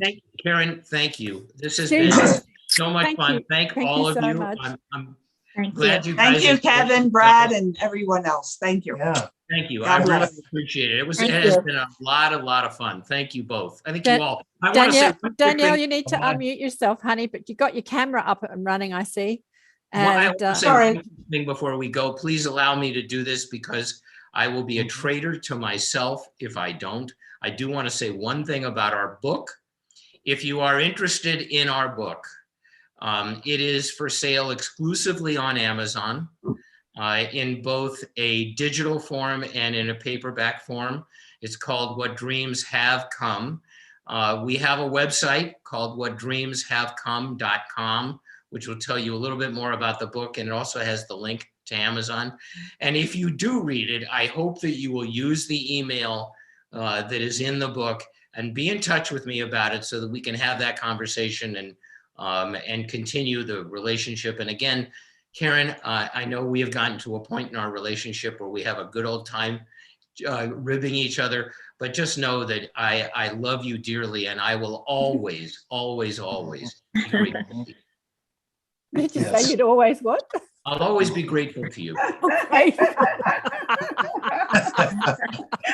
Sorry, I didn't hear that last bit. Oh, thank you. I should have said I'll always be a grapefruit, and then you would have really won. Yes, I heard that. That's what I heard. Dang, you know, great gratitude is a beautiful energy, but I do this, as you've heard, I do this for lots of people. It's about spreading the message, spreading the love. Angela knows, she's out there doing the same thing. You know, all these amazing people are out there, and I do get on everyone. Lois knows, people that have something to say, I'm like, well, say it, let's get you up and running. Like, get your book out there, put a podcast on, go on other people's podcast shows, because there can't be enough of it. Oh my gosh, Colton, what are you saying? Just realized Kevin Briggs was here. Yeah, I know. Listen, no, I just realized, I'm like, oh my gosh, I'm like trying to do so many different things during this whole thing, and I feel so bad. I really wanted to listen to it, and I just realized that Kevin Briggs, I just listened to y'all's conversation today. And I have to tell you, Stephen, if you do get some sort of podcast show up and running and you do talk to people across the world, be it experiences or people that do, you know, have books and stuff like that, you just, I know that you did this with Spiritual Cinema Circle, but it's so, people are so awesome. Some of the people that you meet, like, you know, the people that are online now and their stories, it's such a incredibly fascinating, wonderful thing to do. Really, it's so much fun. I know. Yeah, And I do hear you. I do hear you. Isn't that right, Angela? Angela's doing it on Third Eye And Salon. interview some of his producers and directors. I would like to make a small comment here. Yeah. I found a definition for the word heart because I was studying the Bible and looking up all these meanings of things. And it actually means the seat of emotion. Mm-hmm. The seat of And emotion. The seat. When I heard that, it made me realize how important the heart is. Before it was just this vague concept of a heart, but now it's the seat of emotion. And if you can perfect your seat of emotion, and it's not too high, too low, it's just running exactly the way God intended, what could come out of that? Thank you. And then you have a podcast. All right, we're going to go, guys. Thanks. Bye. Thanks, everybody. Thank you. Bye. Thanks, Thanks, Stephen. Wonderful. Bye, guys. See This you. was Thank you wonderful. again. Lovely to meet you. Bye-bye. Thank you. Okay.